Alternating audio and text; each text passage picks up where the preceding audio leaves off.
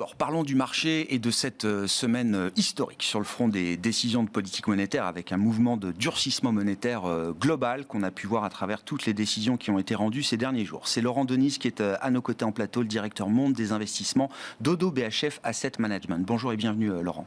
Bonjour. Merci beaucoup d'être avec nous. On va parler de stratégie d'investissement. Comment se projeter effectivement peut-être au-delà du pessimisme ambiant qui devient assez envahissant, mais quelques enseignements quand même de cette semaine historique sur le front des décisions de politique monétaire avec une réserve fédérale américaine qui trace sa route et qui entre désormais en territoire restrictif.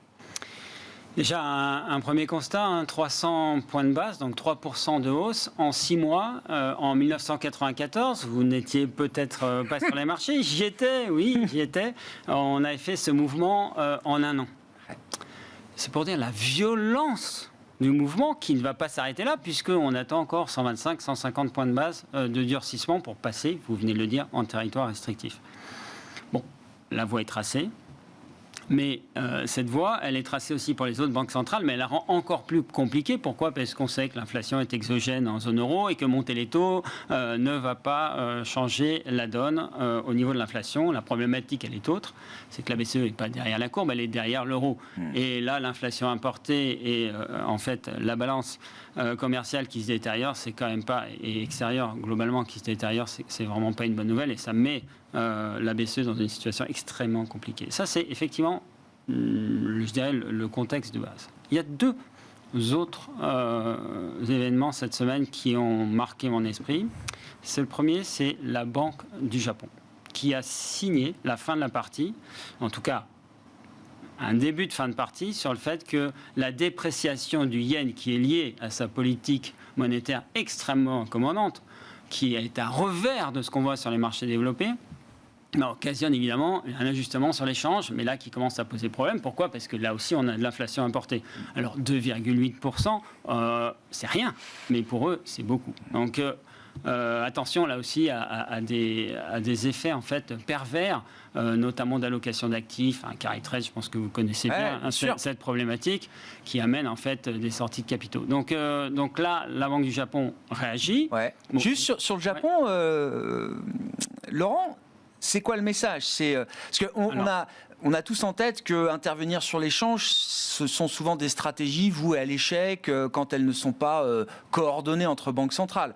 Là, il faut prendre ça comme un premier avertissement de la part de la Banque du Japon pour des spéculateurs qui seraient un peu trop dans le même sens sur le yen japonais contre le dollar. C'est exactement ça. Il ne faut pas croire qu'une intervention sur le change quoi que ce soit. En revanche, c'est un premier signal, un avertissement. Et on a franchi des limites trop douloureuses. La volonté de la Banque du Japon de stabiliser sa devise, pas plus que ça. Après, effectivement, ça pose aussi la question sur la stratégie de la Banque du Japon, qui est peut-être pas tenable par rapport à l'environnement inflationniste qu'on connaît, qui devient un peu plus structurel. Donc peut-être un changement à attendre aussi, avec le contrôle de la courbe qui pourrait basculer sur des maturités plus courtes. C'est un peu technique, ça, mais qui fait que on pourra avoir une remontée des taux longs qui favorise de nouveau des capitaux qui rentreraient au Japon pour simplifier. Le troisième est... Mais ça, après, on parlera de sa stratégie d'investissement, mais ça veut dire qu'il y a des choses à faire. Ah oui. Donc, j'y reviendrai. Le troisième événement, vous l'avez signalé, c'est nos amis anglais, qui là...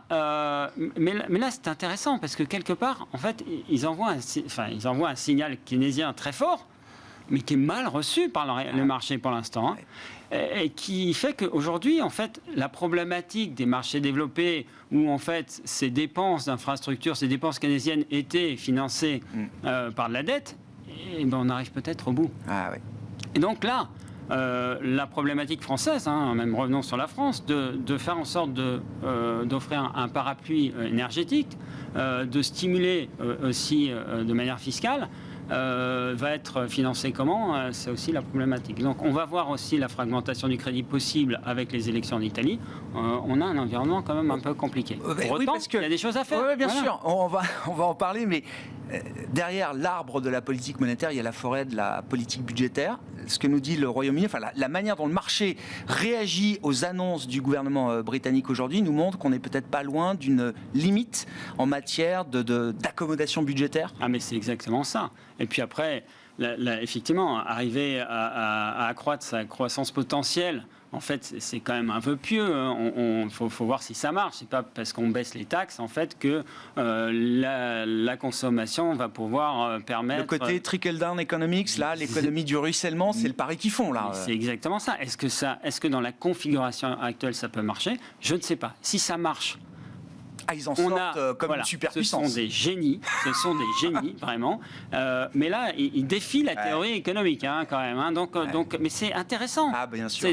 On est dans un moment absolument clé où ça peut craquer sur les dettes obligataires gouvernementales.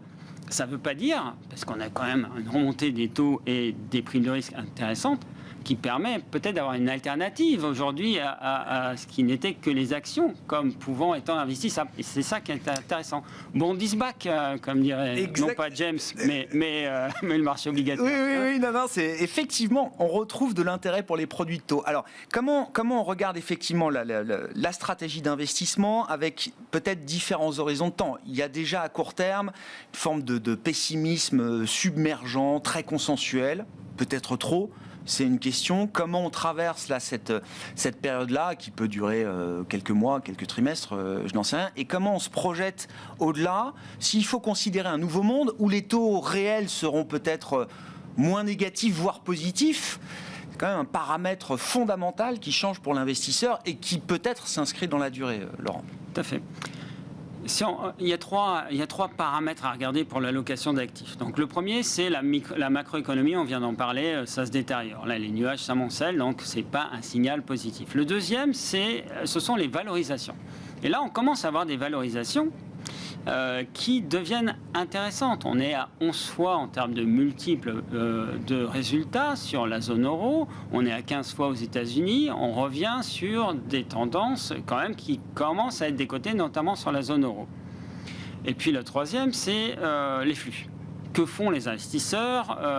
Quel est le sentiment en fait? Et là, il est pessimiste. Donc on a un seul des trois facteurs qui nous permettrait d'intervenir, qui est positif. Donc on est plutôt à l'orange, pour être honnête, que au rouge. Donc ça veut dire qu'aujourd'hui, il n'y a pas de précipitation. Tant que les investisseurs ne reviennent pas, tant qu'ils ne considèrent pas que les actions sont sous-cotées suffisamment, et on voit que la macroéconomie pèse, le sentiment pèse, il ne s'agit pas de se précipiter sur les actions. On ne risque pas de rater un momentum positif tout de suite. On l'a quand même fait, parce qu'au final, quand on est perdu comme ça, on a quand même fait un petit exercice. On fait un exercice de se dire, bon, quelle va être la révision des bénéfices, et notamment pour 2023. Les consensus, c'est à 3%. Mais même sur la fin de l'année, disons avant Noël, qu'est-ce qu'on peut faire avant Noël? En fait, la prévision de croissance des résultats, elle a augmenté depuis le début de l'année, l'énergie, etc. Donc on est à 18%. Ce qu'on fait, c'est les deux premiers trimestres, donc le premier trimestre. On met le troisième et le quatrième trimestre à zéro. D'accord? Ça fait 10% de croissance en gros. Zéro.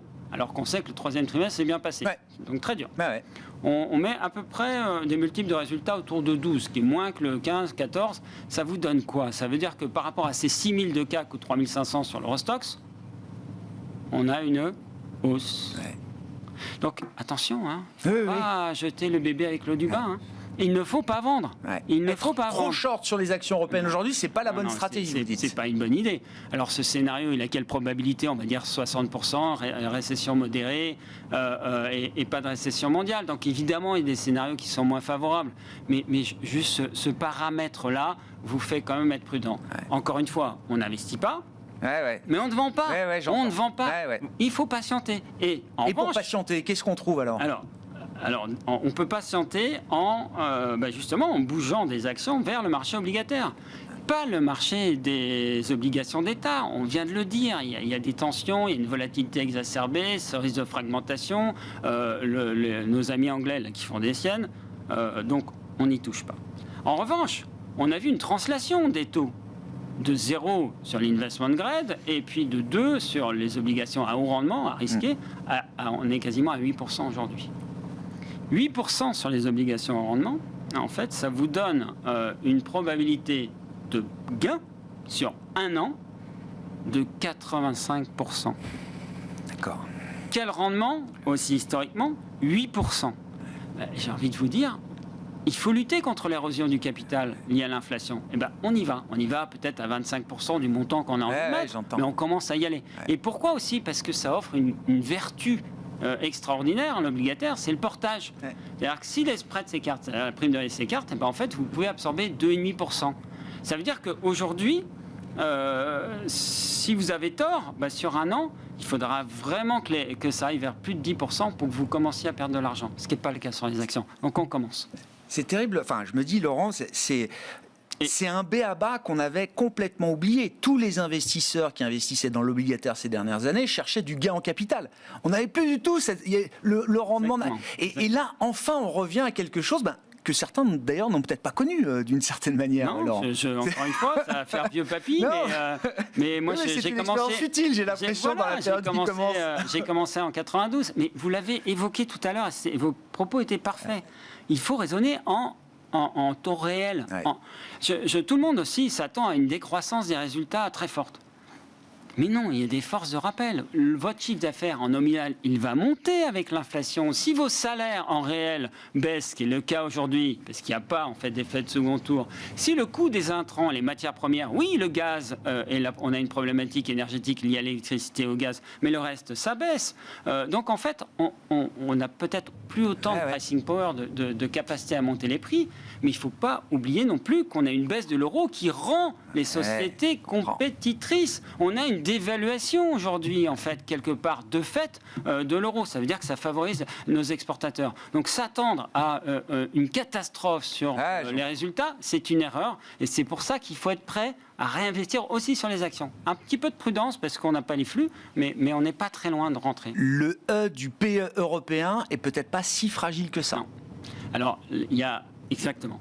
En revanche, il y a le PE, et donc là, vous avez parlé de taux réel. La problématique, c'est que pour l'instant, les anticipations d'inflation sont plutôt ancrées.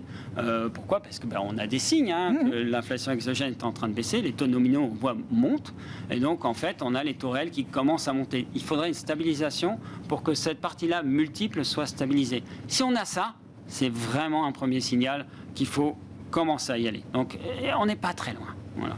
Un petit message de avec grand sur plaisir. Le fait qu'il y a des choses à faire. Je parlais du Japon tout à l'heure. Oui, pourquoi le Japon est intéressant alors ? Parce qu'en fait, il y a un changement de gouvernance et surtout, on a des valorisations qui sont au tapis avec des croissances de résultats qui, là aussi, bénéficient de l'effet change.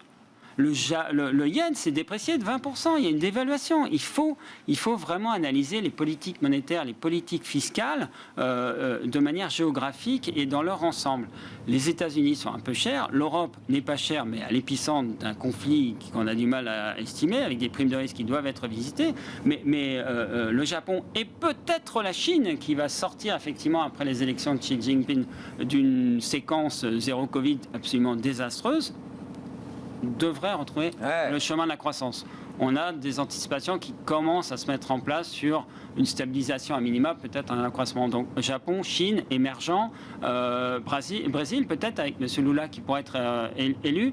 L'Europe, les valorisations sont intéressantes, on attend un petit peu. Voilà. Donc, il y a des choses à faire. Ah oui, il y a des choses. Il faut déjà y réfléchir. Vraiment, il y a des choses à faire. Pas de précipitation, mais il y a des choses. Les devises en actifs de diversification, et ça c'est possible. Il y a des ETF qui ont été créés avec ça. Donc même un particulier peut mettre du dollar dans son portefeuille. Il faut du dollar, il faut des devises. Il faut encore du dollar à ce prix-là. Oui, il faut du dollar. C'est un actif de diversification. Oui. Si vous prenez des risques, il faut aussi avoir des actifs qui peuvent être des actifs de refuge. On ne peut pas mettre tout sur le rouge aujourd'hui, ça ne marche pas comme ça. Merci beaucoup Laurent. Merci pour cet éclairage en matière de stratégie d'investissement. Laurent Denys, directeur monde des investissements d'Oddo BHF Asset Management.